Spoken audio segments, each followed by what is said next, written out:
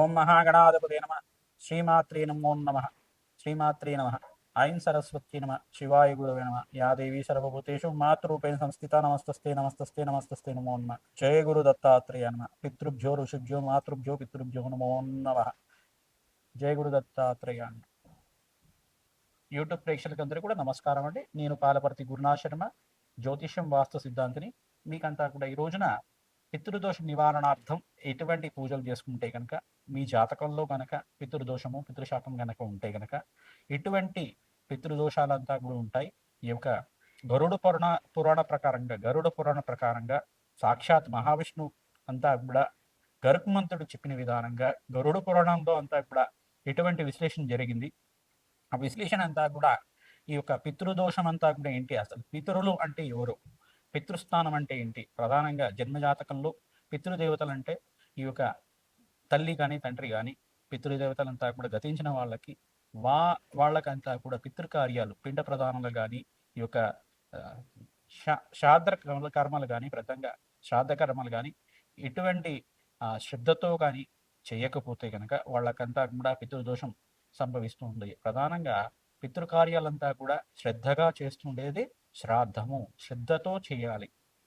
ప్రతినిత్యం కూడా పితృదేవత ఆరాధన చేయడం వల్ల ఎవరి తల్లి కానీ తండ్రి కానీ పితృదేవతలు కానీ గతించిన వాళ్ళు ప్రధానంగా స్వర్గస్థులైన వాళ్ళకి పితృదేవత ఒక స్మరణ మాత్రం చేతనే కోటి యజ్ఞాల పుణ్య ఫలితం కలుగుతుంది. అసలు పితృదోషం అంటే ఏంటో తెలుసా మీకంతా కూడా? ప్రధానంగా చూసుకుంటే పితృదోషం అనేది జన్మజాతక లగ్నవశాత్తు నవమ స్థానం పితృస్థానం అని చెప్పేసి అంటుంది, చతుర్థ స్థానం మాతృస్థానం అని చెప్పేసి అంటుంది. ప్రధానంగా నవమ స్థానాన్ని కేంద్రంగా తీసుకొనేసి ఈ యొక్క లగ్నవశాత్తు చూసుకుంటే నవమ స్థానంలో రాహువు కానీ కేతు కానీ సంచారం జరిగినప్పుడు ప్రధానంగా ఈ యొక్క లగ్నవశాత్తు చూసుకుంటే రాహువు కానీ కేతు కానీ ఉన్నప్పుడు గనక పితృదోషం వర్తిస్తుందని చెప్పేసి జ్యోతిష పరిభాషలో అంతా కూడా చెప్పడం జరుగుతుంది. ప్రధానంగా ఇంకో కోణంలో కూడా చూసుకుంటే 3 కోణాలంతా కూడా చెప్పడం జరుగుతుంది. శని గ్రహం ఒకటి, శనీశ్వర గ్రహం అంతా కూడా ఈ యొక్క ఏ స్థానం శని లగ్నవశాత్తు చూసుకుంటే కనుక శనికంతా కూడా ప్రధానంగా త్రిపాద దృష్టి అనేది ఉంటుందన్నమాట. తానున్న స్థానం నుంచి శనీశ్వరుడు ఉన్న స్థానం నుంచి 3వ దృష్టితో చూస్తూ ఉంటాడు, సప్తమ దృష్టి ఉంటుంది, దశమ దృష్టి అంతా కూడా ఉంటుంది. ఈ యొక్క త్రిపాద దృష్టితోటి సూర్య భగవానుడు ఎక్కడైతే చూస్తున్నారో ఆ సూర్య భగవానుడు కనుక కొంచెం బలహీనంగా ఉంటే కనుక, లగ్నానికి పాపకారిగా ఉంటే కనుక, దుస్థానాల్లో కానీ 3, 6, 8, 12లో కనుక ఉంటే కనుక ఆ యొక్క లగ్నానికి ఈ యొక్క మిత్రత్వం లేకపోతే కనుక ఇక్కడ పితృదోషం కూడా వర్తిస్తుందని చెప్పేసి ఈ యొక్క ప్రతి ఒక్క జాతకుడికి తన తండ్రి చేత అంతా కూడా ప్రధానంగా ఈ యొక్క వైరం అనేది సహజ వైరం అనేది ఉండడం కానీ, ప్రధానంగా మాట వినకపోవడం కానీ, ప్రతి విషయంలో కానీ గొడవ పడుతూ ఉండడం కానీ, ప్రతి విషయం వాదనలోనే పెరుగుతూ ఉండడం కానీ, మనస్పర్ధలు ఉండడం కానీ జరుగుతూ ఉంటుంది. మరియు మరణించిన తర్వాత కూడా పితృకార్యాలు సక్రమంగా చేయకపోతే ఆలస్య సంతానం కలగడం కానీ జరుగుతూ ఉంటుంది. మరియు స్త్రీ సంతానం లేకుండా ఉండడం, పురుష సంతానం ఉండడం, లేదు ఆలస్య కళ్యాణం అవుతూ ఉండడం, ఇంట్లో అంతా కూడా మనశ్శాంతి లోపం ఉండడం, పితృదేవతల ఒక ఆశీర్వాదం లేకపోవడం వల్ల వంశాభివృద్ధి అంతా కూడా అస్తవ్యస్తంలో ఉండడం అంతా కూడా జరుగుతుంది. ప్రధానంగా వంశాభివృద్ధి కావాలన్నా, వివాహాది శుభకార్యాలు కావాలన్నా, జీవితం అంతా కూడా అష్టైశ్వర్యాలతోటి ఆనందమైన జీవితం కావాలన్నా పితృదేవతలే కారణం. ప్రధానంగా పితృశాపము అనేది కారణం అవుతుంది. ప్రధానంగా పితృశాపానికి ఎవరైతే గనక ఉంటే గనక ఆ దోష పరిహారార్థం కూడా ఏం చేయాలి, దానికంతా కూడా శాస్త్ర ప్రామాణికంగా గరుడ పురాణ ఇతిహాసంలో అంతా కూడా ఏ రకంగా ప్రామాణికంగా చెప్పడం జరిగిందో ఆ యొక్క శాస్త్ర ప్రామాణికంగా అంతా కూడా చెప్పడం జరుగుతుంది. ప్రధానంగా ఈ నవమ స్థానము, చతుర్థ స్థానము మరియు శని యొక్క వీక్షణ అనేది ప్రధానమైన కారణాలు. పాపగ్రహణమైన రాహు కానీ కేతు కానీ నవమ స్థానంలో అంటే ఆ యొక్క నవమ స్థానంలో ఉన్నప్పుడు కానీ ఈ యొక్క సర్వగ్రహ దోష నివారణ జరిగి పితృదేవతలంతా కూడా స్వర్గస్థానంలో కానీ పుణ్యలోకాల్లో కానీ ఉండడానికి కానీ, శాశ్వత పరబ్రహ్మలోక శ్రీనివాస సిద్ధాంతం అని చెప్పేసి పుణ్యలోకంలో ఉండడానికి కానీ కర్తగా ఉన్న కుమారుడు తప్పనిసరిగా పితృకార్యాలు చేయవలసి ఉంటుంది. వైదిక కర్మలో అంతా కూడా వైదిక కర్మలో అంతా కూడా సపిండీకరణం అనే విధానం ఉంటుంది. పితృదేవస్థానంలో అంతా కూడా ఒక మనిషి చనిపోయిన తర్వాత ఆ యొక్క ఆత్మ అంతా కూడా యాతనా శరీరంతో ఉంటుంది. ప్రేతం అని చెప్పేసి అని పిలుస్తూ ఉంటారు. యాతనా శరీరంతో ఉండే ఆ యొక్క ఆత్మ అంతా కూడా ప్రధానంగా ఈ యొక్క సంవత్సరిక కాలం అంతా కూడా 365 రోజుల దాకా స్వర్గధామానికి అంతా కూడా పయనం చేస్తూ ఉంటుంది. 16 మాసికాలంతా కూడా పెడుతూ ఉండాలి. ప్రధానంగా 16 మాసికాలు పెడుతుండడం వల్ల వాళ్ళకంతా కూడా ఆ ప్రయాణం చేసే సమయంలో ఆకలి దప్పికలు కానీ, యాత శరీరానికి భోజనం అంతా కూడా లభించడం కానీ జరుగుతూ ఉంటుంది. ఆ దేవతా స్థానానికి వెళ్ళిన తర్వాత, పితృదేవతా స్థానానికి వెళ్ళిన తర్వాత వాళ్ళకంతా కూడా ఎప్పుడైతే కనుక ఈ మాసికాలు పెడుతూ ఉంటారో వాళ్ళ సంతతి చెందిన వాళ్ళ కుమారులు కానీ, ఎవరైతే కర్తగా ఉన్న వాళ్ళైనా కానీ, వాళ్ళు పితృదేవతలకు ప్రీతికరంగా ఈ యొక్క పితృ యజ్ఞానంతా కూడా నిర్వహిస్తూ ఉంటారు. వైదిక కర్మలు నిర్వహిస్తూ ఉంటారు. వాళ్ళకంతా కూడా గోదానం అని చెప్పేసి చేస్తుంటారు. ఆ గోదానము వృషభ సహితంగా అంతా కూడా సద్బ్రాహ్మణకంతా కూడా దక్షిణ సహితంగా అంతా కూడా చేయడం వల్ల, ఆ గోదానం అంతా కూడా చేయడం వల్ల వాళ్ళకి శాశ్వత పరబ్రహ్మలోక నివాసం కలుగుతుంది. ఎప్పుడైతే పిండ ప్రదానాలు తిలతర్పణాలంతా కూడా అర్పించడం వల్ల, తిలతర్పణాలు చేయడం వల్ల, స్వదాదేవికంతా కూడా తిలతర్పణాలు చేయడం వల్ల, ప్రధానంగా పితృదేవతలు ప్రీతికరంగా అమావాస్య రోజున సద్బ్రాహ్మడికంతా కూడా స్వయంపాక దానం చేయడం వల్ల బ్రాహ్మణానం మమ దేవానం సాక్షాత్ మహావిష్ణు స్వరూపాయ నారాయణ స్వరూపాయ అని చెప్పేసి ఉంటుంది వేదమంతా కూడా. వేద ప్రకారంగా ప్రధానంగా బ్రాహ్మణోత్తముకంతా కూడా తమ పితృదేవతలంతా కూడా స్వర్గస్థులు అవ్వాలి, శాశ్వత పరబ్రహ్మలోకంలో స్థిర నివాసంగా ఉండాలని చెప్పేసి సత్సంకల్పంతో ఆ యొక్క అమావాస్య రోజున కానీ పితృతిథి రోజున కానీ తిలతర్పణాలు పిండతర్పణాలు ఆచరించి వాళ్ళకంతా కూడా బ్రాహ్మణత్వంకంతా కూడా స్వయంపాక దానం అంతా కూడా చేయడం వల్ల, సద్బ్రాహ్మణికంతా కూడా సత్కారం చేయడం వల్ల మీ పితృదేవతలంతా కూడా శాశ్వత పరబ్రహ్మలోక నివాసంలో ఉండడానికి, పితృశాపము పితృగండం నుంచి బయటపడడానికి ఆస్కారం ఉంటుంది. ఎవరి జాతకంలో కనుక ఈ యొక్క గండ దోషాలంతా కూడా ఉంటే కనుక ఆ దోష నివారణం అంతా కూడా గరుడ పురాణ ప్రకారంగా ఒకానొక సందర్భంలో అంతా కూడా గరుడ పురాణం ఎట్టు జరిగింది ప్రధానంగా చూసుకుంటే, ఈ యొక్క వైకుంఠంలో అంతా కూడా గరుత్మంతుడు అంతా కూడా సమావేశం ఏర్పాటు చేసుకున్నప్పుడు మహావిష్ణువుతోటి అంతా కూడా అడిగినారట, నారాయణ మహాదే జనార్దన నాకంతా కూడా సందేహం కలిగింది. జనార్దన ఇప్పుడంతా కూడా ప్రధానంగా వాసుదేవ నాకంతా కూడా నారాయణ నాకు ఈ యొక్క పితృదోషం అంటే ఏంటి? పితృదేవతలకంతా కూడా రౌరవతి నరక బాధలు ఉంటాయా? లేదు స్వర్గధామానికి వెళ్తారా? వాళ్ళకంతా కూడా ఈ వైతరిని నది తీరాన్ని దాటడానికి ఎటువంటి ఆ యొక్క పుత్రుడంతా కూడా ఎటువంటి కర్మలు ఆచరించాలి? వైదిక కర్మలంతా కూడా ఆచరించాలి. వాళ్ళకంతా కూడా ఏ వర్ణాల వాళ్ళకి ఏమంతా కూడా ఉంది? ఆ యొక్క ఇతిహాసం అంతా కూడా చెప్పాలని చెప్పేసి అడిగారట. ఒక వాళ్ళ సందేహాలంతా కూడా వివరించి చేయాలని చెప్పేసి గరుత్మంతుడు వారు ఈ యొక్క మహావిష్ణువు అంతా కూడా అడిగిన తర్వాత మహావిష్ణువు అంతా కూడా చెప్తున్నాడట, ఓ గరుడ, ఈ యొక్క గరుడ పురాణ ప్రకారంగా ఈ యొక్క ప్రధానంగా 30 రకాల రౌరవ నరక బాధలు ఉంటాయట. నరక బాధల నుంచి బయటపడాలంటే ప్రతినిత్యం కూడా దైవ స్మరణ చేస్తూ ఉండాలి.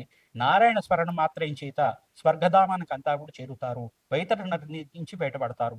ప్రధానంగా చూసుకుంటే గోదానము, హిరణ్య దానము, షోడశ దానం అంతా కూడా దశవిధ దానాలంతా కూడా చేస్తూ ఉంటారు. ఆ హిరణ్య దానము, గూఢదానం అని చెప్పేసి చేస్తూ ఉంటారు, భూదానం అని చెప్పేసి చేస్తూ ఉంటారు, లవణ దానము, తిలదానం అని చెప్పేసి చేస్తుంటారు, రజిత దానం అని చెప్పేసి చేస్తుంటారు. ఈ యొక్క దానాలంతా కూడా ఆచరించడం వల్ల ఈ యొక్క పితృస్థానంలో కూర్చోబెట్టి ఈ యొక్క పితృస్థానంలో కానీ బ్రహ్మస్థానంలో కానీ ఈ యొక్క విష్ణు స్థానంలో కానీ సర్కార గ్రహదోష నివారణ జరగడానికి వాళ్ళకంతా కూడా పితృదేవతలకంతా కూడా శాంతించే విధంగా స్వయంపాక దానం కానీ బ్రాహ్మణోత్తమకంతా కూడా వైదిక కర్మలు బ్రాహ్మణ కర్మలు అంతా కూడా బ్రాహ్మణోత్తమకంతా కూడా భోజనం అంతా కూడా పెట్టడం వల్ల పితృదేవతా స్వరూపంగా వాళ్ళంతా కూడా భావించి దేవతా స్వరూపంగా మహావిష్ణు స్వరూపంగా భావించి వాళ్ళ ఆశీర్వాదం తీసుకోవడం వల్ల శాశ్వత మోక్షసిద్ధి కలుగుతుంది. ప్రతినిత్యం కూడా వాళ్ళు పితృదేవతా స్మరణం చేసుకుంటూ ఉండాలి. అమావాస్య రోజున తప్పనిసరిగా పితృదేవతలు ప్రీతికరంగా తిలతర్పణలు ఆచరించడం కానీ, ప్రతినిత్యం కూడా ప్రతి యజ్ఞంలో ఉండడం కానీ, సంవత్సరిక కాలంలో అంతా కూడా సంవత్సర సూతకం అంతా కూడా పాటించడం కానీ జరుగుతూ ఉంటుంది.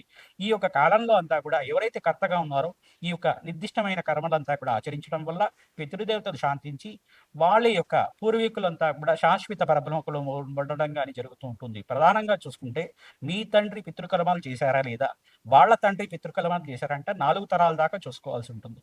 మీకు ఎట్లా తెలుస్తుంది? జాతకం అనేది జ్యోతిష పండితులతో చూపించుకోవడం వల్ల కానీ, ప్రశ్నార్థోడ జాతకం ప్రకారంగా ప్రశ్న లగ్న జాతకం ప్రకారంగానే జన్మజాతకం అనేది చూపించుకోవడం వల్ల సకల గ్రహదోష నివారణ జరగడానికి ఆస్కారం ఉంటుంది. ప్రధానంగా పితృణాం వసురుద్ర ఆదిత్య స్వరూపంగా ఉంటారు. పితృణాం వసురుద్ర ఆదిత్య స్వరూపాయ అని చెప్పేసి అంటారు. వసురుద్ర ఆదిత్య స్వరూపంలో ఉండే ఈ పితృదేవత ఆశీర్వాదం లభించడం వల్ల పితృణాం శాశ్వత పరబ్రహ్మలోక నివాస సిద్ధ్యర్థం, శాశ్వత వైకుంఠలోక ప్రాప్త్యర్థం అని చెప్పేసి అంటుంది. ఈ సంకల్ప విధానంగా అందరూ కూడా ఆచరించడం వల్ల సర్వే పితృణం శాశ్వత మోక్ష సిద్ధి ప్రాప్త్యర్థం అని చెప్పేసి ఈ యొక్క పితృకర్మలంతా కూడా ఆచరించడం వల్ల మోక్ష ప్రాప్తి కలుగుతుంది, వంశాభివృద్ధి కలుగుతుంది, అష్టైశ్వర సిద్ధి కలుగుతుంది. ఎవరైతే కనుక ఈ యొక్క తమ పితృదేవతలు గతించిన వాళ్ళకంతా కూడా పితృణాం శాశ్వత మోక్ష సిద్ధి ప్రాప్తిద్దామన్న తిరితర్పణాలంతా ఎంతైతే నువ్వులంతా కూడా వదిలిపెడతారో ఆ యొక్క వైదిక కర్మ చేసిన వాళ్ళకంతా కూడా పితృదేవతలంతా కూడా ఆశీర్వాదం ఇస్తాయి. ఎంత నువ్వులైతే నేల మీద పడతాయో ఆ నువ్వుల యొక్క శక్తి అంతా కూడా అంత 1000 కోట్లు వాళ్ళకి ఆశీర్వాదం అంతా కూడా లభించాలి. వాళ్ళకంతా కూడా శాశ్వతంగా అష్టైశ్వర సిద్ధి కలగాలని చెప్పేసి, వంశాభివృద్ధి కలగాలని చెప్పేసి పితృదేవత ఆశీర్వాదం అంతా కూడా లభిస్తుందట. పితృదేవతల శ్రద్ధగా చేస్తే కనుక పితృదేవతల ఆశీర్వాదం అంతా కూడా శీఘ్రంగా లభిస్తూ ఉంటుంది. ప్రధానంగా చూసుకుంటే దేవతా పూజలో కన్నా లోపాలు జరిగితే కనుక దేవతలంతా కూడా క్షమిస్తారట. కానీ పితృదేవత పూజలో అంతా కూడా పితృదేవత ఆచారంలో విధానంగా కూడా ఈ పిండ ప్రధానం శ్రాద్ధ కర్మల్లో కూడా ఎటువంటి లోపం జరగకుండా ఉండాలట. వాళ్ళకంతా కూడా కోపం వస్తుందట. ఆ కోపమై మీకంతా కూడా పితృశాపంగా పరిగణనలో తిరుగుతుంది. తద్వారా మీరంతా కూడా ఇటువంటి కర్మల నుంచి బయటపడాలంటే గనక ఎటువంటి ఆచారాలు పాటించాలి, ఎటువంటి దోష పరిహారం చేసుకోవాలో అంతా కూడా మేషాది ద్వాదశ రాశుల వాళ్ళకి తెలియడం జరుగుతుంది. ప్రధానంగా నవమ స్థానము, చతుర్థ స్థానం అంతా కూడా కేంద్రంగా చేసుకొని ఈ యొక్క దుర్దోషాలంతా కూడా నివారణ చేసుకోవడానికి మోక్ష నారాయణ బలి విధానం ఆచరించాలి. ఎవరైతే కనుక మోక్ష నారాయణ బలి విధానం ఏ ఏ స్థానాలు చేసుకుంటే కనుక ఎటువంటి ఫలితాలు వస్తాయో తెలుసుకుందాం. ప్రధానంగా చూసుకుంటే ప్రధానంగా ఈ యొక్క బ్రహ్మ కపాలం దగ్గర అంతా కూడా ఈ యొక్క శిరోగయ అంటారు. దీన్నంతా కూడా బ్రహ్మస్థానం అనేది ఉంటుంది. బ్రహ్మ శిరస్సు అంతా కూడా పణిస్థానం అని చెప్పేసి అంటారు. బ్రహ్మ కపాలం అంతా కూడా ఉంటుంది. కావున ఈ యొక్క శిరోగయ దగ్గర అంతా కూడా ప్రధానంగా బ్రహ్మస్థానం అని చెప్పేసి అంటారు. కాబట్టి ఆ ప్రాంతం దగ్గర అంతా కూడా ఈ యొక్క పిండ ప్రధానాలు ఆచరించడం వల్ల శ్రాద్ధ కర్మలు కానీ మోక్షనారాయణ బలి విధానం కానీ ఆచరించడం వల్ల శాశ్వత బ్రహ్మలోక ప్రాప్తి కలుగుతుంది. పితృదేవత దోష నివారణ జరుగుతుంది. వంశాభివృద్ధి కలుగుతుంది. అష్టైశ్వర సిద్ధి కలుగుతుంది. ఆనందమైన జీవితం జీవించడానికి ఆస్కారం ఉంటుంది. కావున పితృశాపము, స్త్రీ శాపము, ఈ యొక్క మాతృమూలకమైన శాపం కానీ వెళ్ళిపోతుంది. కావున ఎవరి జీవితంలో కనుక పుత్రులు సంతానం గలక చిన్న వయసులో అంటే 30 వయసు లోపలనే కళ్యాణం కాకుండా చనిపోతూ ఉంటారు. పుత్రులు పుట్టిన తర్వాత కూడా 6 నెలల నుంచి 16 సంవత్సరం దాకా చనిపోతుంటారు. వాళ్ళ కుటుంబంలో అంతా కూడా కలతలు రావడం, మనశ్శాంతి లోపం ఉండడం, దుఃఖం అంతా కూడా సంభవించడం జరుగుతూ ఉంటుంది. వాళ్ళకంతా కూడా పితృశాపం ఉందని చెప్పేసి తెలుసుకోవాలి. ప్రధానంగా ఇదంతా కూడా మీ పితరులు కానీ వాళ్ళ పితరులు కానీ పితృకర్మలు సక్రమణ చేయలేదు, ఇదంతా కూడా దోష నివారణ జరగడానికి పూజ అంతా కూడా ఆచరించాలని చెప్పేసి చేసుకోవడం. 10 మందికి భోజనం పెట్టడం వల్ల పితృదోష నివారణ జరుగుతుంది. 10 మంది గోమాతకంతా కూడా గ్రాసము, పచ్చికంతా కూడా నీ చేత్తో ప్రతినిత్యం కూడా పెట్టడం వల్ల, గోమాత సేవ చేయడం వల్ల, సద్బ్రాహ్మడికి కానీ గోశాలలో కానీ గోమాతనంతా కూడా దానం చేయడం వల్ల సకల గ్రహదోష నివారణ జరిగి సకల పితృణాం శాశ్వత మోక్ష సిద్ధి ప్రాప్త్యర్థం అని చెప్పేసి ఇటువంటి మోక్ష సిద్ధి ప్రాప్తిస్తుంది. తద్వారా వసురుద్ర ఆతిథ్య స్వరూపమైన పితృదేవత ఆశీర్వాదం అంతా కూడా లభించాలని చెప్పేసి ఎవరైతే పితృదేవతను స్మరిస్తూ ఉంటారో కోటి యజ్ఞ ఫలితం కలుగుతుంది. వాళ్ళకంతా కూడా అష్టైశ్వర ప్రాప్తి కలుగుతుంది. కోటి జన్మల పుణ్యప్రాప్తి కలుగుతుంది. కావున పితృదేవత ఆరాధన చేయండి. ఎవరు పితృలైతే గతించి ఉన్నారో వాళ్ళంతా కూడా తప్పనిసరిగా పితృకార్యాలు ఆచరించాలి. తద్వారా మీకంతా కూడా అష్టైశ్వర ప్రాప్తి కలుగుతుంది. పితృదేశ ఆశీర్వాదం వల్ల వంశాభివృద్ధి కలుగుతుంది. మేషాది ద్వాదశ రాశుల వాళ్ళు ఎటువంటి పరిహారం చేసుకోవాలో పితృదోష నివారణ అర్థం అంతా కూడా తెలుసుకుందాం. వృషభ రాశి వాళ్ళకి ప్రధానంగా చూసుకుంటే మీ జన్మజాతకంలో లగ్నవశాత్తు మీకంతా కూడా చతుర్థ స్థానము, నవమ స్థానంలో కనుక పాపగ్రహ కలయిక ఉంటే కనుక ప్రధానంగా నవమాధిపతి నీచ స్థానంలో ఉండడం కానీ, నవమ స్థానంలో రాహు సంచారం అనేది ఉండడం కానీ, నవమ స్థానంలో రాహు ఉంటా కానీ, కేతు కానీ ఉన్నా కానీ, దశాంతర్దశ విధానంలో కేతు యొక్క అంతర్దశ జరుగుతున్నప్పుడు కానీ పితృదోషం అనేది సంభవిస్తూ ఉంటుంది. ప్రధానంగా చూసుకుంటే జన్మజాతకమే ప్రధానంగా ఉంటుంది. కావున మీకంతా కూడా పితృశాపం ఉందని చెప్పేసి చూసుకోవాలి. ఎవరైతే కనుక పితృదేవత ఆరాధన చేస్తున్నారా లేదా, పితృకర్మలంతా కూడా సక్రమంగా చేస్తున్నారా లేదా తెలుసుకోవాలి. మీకంతా కూడా మీరు చేశారని చెప్పేసి తెలుస్తుంది. మీరు చేస్తున్నాను, నేనంతా కూడా చేస్తున్నాను అని చెప్పేసి అనుకోవచ్చు. కానీ మీ తండ్రి మీకు మీ తాతగారికి చేశారా, వాళ్ళ తండ్రి వాళ్ళ తాతగారికి చేశారా లేదా అని చెప్పేసి పితృస్థానాన్ని కేంద్రంగా చేసుకుని జాతకాన్ని అంతా కూడా అన్వయం చేసుకుంటే కనుక ఈ యొక్క కొడుకు జాతకం కానీ తండ్రి యొక్క జాతకం కానీ చూపించుకుంటే కనుక ఆ జాతక ప్రభావం అంతా కూడా తెలుస్తుంది. వంశానికి అంతా కూడా పితృశాపం ఉందా లేదు, మాతృమూలకమే పితృశాపం ఉందా తెలుస్తుంది. ఆ దోషం నుంచి బయటపడడానికి ప్రధానంగా మోక్ష నారాయణ బలి విధానం, పురుష సూక్త విధానంగా తిలుహోమం అంతా కూడా చేయడం, ఈ యొక్క పిండ ప్రధానం అంతా కూడా 9 పిండాలు కానీ 16 పిండ ప్రధానాలు కానీ 64 పిండాలు కానీ మహామోక్ష నారాయణ బలి విధానంగా ప్రధానంగా మోక్ష నారాయణ బలి విధానంగా 128 పిండాలు కానీ చేస్తూ ఉంటారు. వైదిక కర్మల్లో అంతా కూడా ఆచరింపజేస్తారు. కావున ఈ యొక్క అందరికి కూడా భక్తులు ప్రధానంగా అందరికి కూడా ఎవరికైతే పితృదోషం ఉంది అని తెలుస్తున్నారు, మాకంతా కూడా మనశ్శాంతి లోపం ఉంది, ప్రధానంగా మా ఇంట్లో కూడా తరచుగా చిన్న వయసులో చనిపోతున్నారు, అకాల మరణాలు చెందుతున్నారు, యాక్సిడెంట్లో చనిపోతున్నారు, చిన్న వయసులోనే హార్ట్ అటాక్‌తో చనిపోతున్నారు. ఆత్మహత్య చేసుకొని చనిపోతున్నారు. ఇవన్నీ కూడా పితృదోషానికి కారణమవుతుంది. ప్రధానంగా ఇటువంటి వాళ్ళంతా కూడా వృషభ రాశి, వృషభ లగ్న జాతకులైనా గానీ, వృషభ రాశి జాతకులైనా కానీ ప్రధానంగా మీరంతా కూడా పితృదోష నివారణార్థం వసురుద్ర ఆదిత్య స్వరూపమైన పితృదేవతలంతా కూడా శాశ్వత మోక్షసిద్ధి కలగాలి, పరబ్రహ్మ లోకంలో స్థిరనివాసంగా ఉండాలంటే ప్రధానంగా గోమాత సేవ చేయాలి. గోమాతకంతా కూడా ఎప్పుడైతే మాసికాలంతా కూడా చేసినప్పుడు గోమాతకంతా కూడా ఈ యొక్క పిండ ప్రదానం సమర్పించడం గానీ, చెరువులో కానీ, నదీ ప్రవాహంలో కానీ, శాతకర్మలు ఆచరింపజేయడం కానీ, ఈ యొక్క గోకర్ణం దగ్గరైనా కానీ ప్రధానంగా చూసుకొని వేద బ్రాహ్మణ సహాయార్థంగా తిలహోమము, మోక్షనారాయణ విధి విధానం ఆచరించడం, మాసికాలంతా కూడా పెట్టడం వల్ల, పిండ ప్రదానాలంతా కూడా ఆచరించడం వల్ల, బ్రహ్మకపాలం దగ్గర, బ్రహ్మగయ దగ్గర ప్రధానంగా చూసుకుంటే బ్రహ్మస్థానంగా ఉంటుంది కానీ, ఆ యొక్క పుణ్య పుణ్య క్షేత్ర ప్రభావం అంతా కూడా అందరికీ పుణ్యప్రదంగా ఉంటుంది. ఈ యొక్క విష్ణుపాదం ఉండే బ్రిహార్ అనే ప్రాంతంలో ఉండే విష్ణుపాదం, విష్ణుగయ అనే దగ్గర కూడా, విష్ణుపాదం దగ్గర కూడా ఈ యొక్క ప్రధానంగా హృదయ స్థానం అంటారు దాన్నంతా కూడా. విష్ణుగయ దగ్గరంతా కూడా శిరోగయ, హృదయ స్థానము, బ్రహ్మగయ అని చెప్పేసి అంటారు. పాదగయ అంతా కూడా పీఠాపురం ప్రాంతం దగ్గర ఉంది.